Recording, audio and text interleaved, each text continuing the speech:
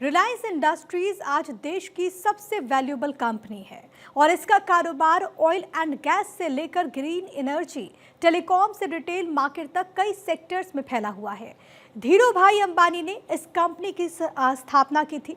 28 दिसंबर यानी कि आज उनकी जयंती है।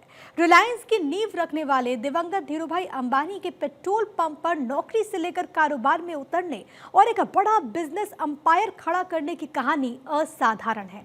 एक रिपोर्ट अब आपको दिखाते हैं।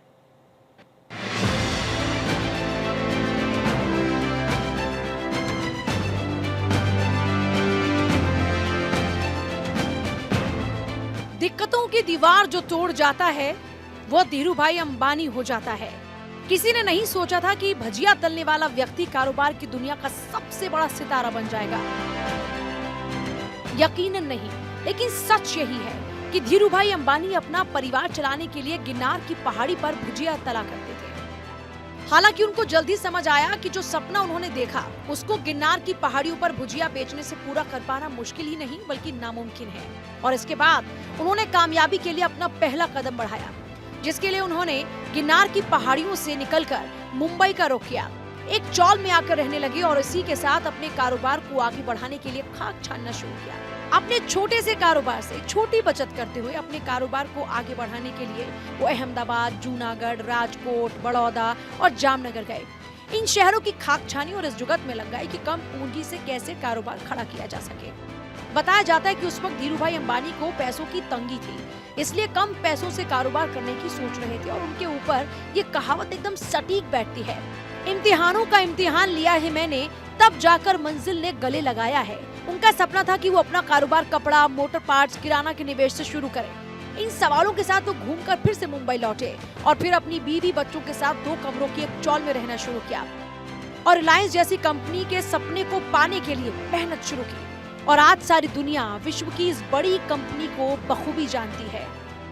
धीरूभाई अंबानी का नाम आज पूरी दुनिया जानते हैं, लेकिन धीरूभाई कैसे धीरूभाई बने शायद ये आपको नहीं पता होगा।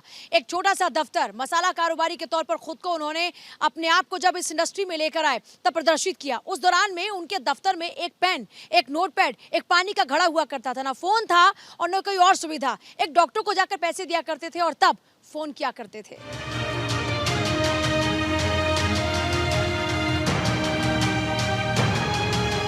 धीरूभाई अंबानी को मसाले के व्यापार से ज्यादा सूद का कारोबार भाया। फिर उन्होंने ऐसा कदम उठाया कि कभी जिंदगी में पीछे मुड़कर नहीं देखा। धीरूभाई अंबानी ने कपड़े का व्यापार शुरू कर दिया। बाकायदा इसके लिए कपड़ा बनाने वाली मशीनें लगाई, लोगों को हायर किया और उसके बाद धीरूभाई अंबानी ने कभी पीछे मुड़कर नहीं देखा। इसके लिए उन्होंने दिन रात मेहनत की और रिलायंस नई ऊंचाइयों को छूती चली गई। दुनिया देख रही है बस बुलंदी मेरी, मेरे पांव के छाले किसी ने नहीं देखे।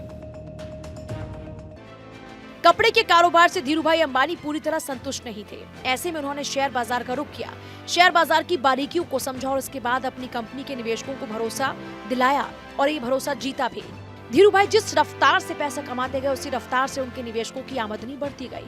देखते ही देखते रिलायंस इंडस्ट्रीज ने स्टॉक मार्केट में सबसे बड़ी कंपनीज में से एक के तौर पर पहचान बनाई। जिस रिलायंस कंपनी का आज दुनिया भर में नाम है, जिसका सिर्फ भारत ही नहीं दुनिया भर के बाजारों में कारोबार फैला है, उस कंपनी को धीरूभाई अंबानी ने साल 1959 में मात्र 15,000 रुपए से शुरू किया। जब उनका निधन हुआ तब रिलायंस ग्रुप की सकल संपत्ति 60,000 करोड़ तक पहुंच चुकी थी और आज 20 लाख करोड़ रुपए की कंपनी हो चुकी है। शून्य से शिखर तक धीरूभाई ने कपड़ों का कारोबार शुरू किया, अपना विमल ब्रांड बनाया। 1966 में अहमदाबाद में एक टेक्सटाइल मिल शुरू की, Reliance commerce corporation Reliance textile बनी। 1977 में रिलायंस इंडस्ट्रीज ने देश का पहला आईपीओ लॉन्च किया, देश में शेयर बाजार का विस्तार किया। धीरूभाई अंबानी रिस्क लेने के माहिर थे। धीरूभाई अंबानी पैसे से पैसा बनाने लगे। शेयर बाजार की उन्हें अच्छी समझ थी। आज दुनिया की नामी कंपनियों में से एक नाम है रिलायंस कंपनी, जिसका कारोबार हर एक सेक्टर में फैला हुआ है। कॉर्पोरेट सेक्टर में झंडे गाड़ने के बाद धीरूभाई अंबानी अक्सर लाइमलाइट से दूर ही चले जाते थे। उनको पार्टीज करना बिल्कुल पसंद नहीं था। दिन भर काम करने के बाद वो अपनी हर शाम अपने परिवार के साथ बिताते थे। अगर बहुत जरूरी होता था तो बिजनेस के काम से देश से बाहर जाने की जिम्मेदारी वो अपने अधिकारियों को देते थे। इस कामयाबी के पीछे धीरूभाई अंबानी की सोच सबसे अलग थी। वो लोगों से कहते थे कि सबसे बड़ा सोचो, जल्दी सोचो, सबसे पहले सोचो, क्योंकि हमारे विचारों पर किसी का कोई अधिकार नहीं। ऐसे थे धीरू भाई अंबानी, जो लोगों को प्रोत्साहित करते। सारे किस्से हकीकत की जुबानी हो गए। ऐसे लड़े कि धीरू भाई अंबानी हो गए। यही कारण है कि धीरू भाई अंबानी के इस भरोसे ने उनके कारोबार को बड़ा मुकाम दिया। धीरज लाल हीरालाल अंबानी को साल दर साल सम्मानित किया गया, जिसकी फहरिस्त भी काफी लंबी है। पद्म विभूषण उनको साल 2016 में मिला। The Economic Times lifetime achievement award मिला। 26 मई 2000 को एक्सपर्ट फ्रॉम एशिया वीक, 24 मार्च 2000 को India entrepreneur of the 20th century, 8 जनवरी 2000 में the Times of India creator of the wealth of the century मिला। 6 दिसंबर 1999 में Indian businessman of the year, 29 मई 1998 में the expert from Asia Week, 15 जून 1998 को Wharton dean model for Dhirubhai Ambani, 29 जून 1998 को Business Week star of the Asia, 16 अक्टूबर 1998 को Asia Week hall of fame मिला। आज उनके बेटे मुकेश अंबानी और अनिल अंबानी उनके कारोबार को आगे बढ़ा रहे हैं। विनम्रता, सादगी, शालीनता के प्रतीक थे धीरू भाई। अब धीरू भाई की विरासत को आगे बढ़ा रहे मुकेश भाई और उनके इस काम में हाथ बटा रही नीता अंबानी।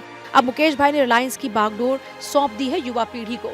अब आकाश, ईशा और अनंत अंबानी आगे बढ़ाएंगे रिलायंस के कारोबार को और एक दिन रिलायंस बन सकती है दुनिया की सबसे बड़ी कारोबारी कंपनी। Bureau report, Bharat 24।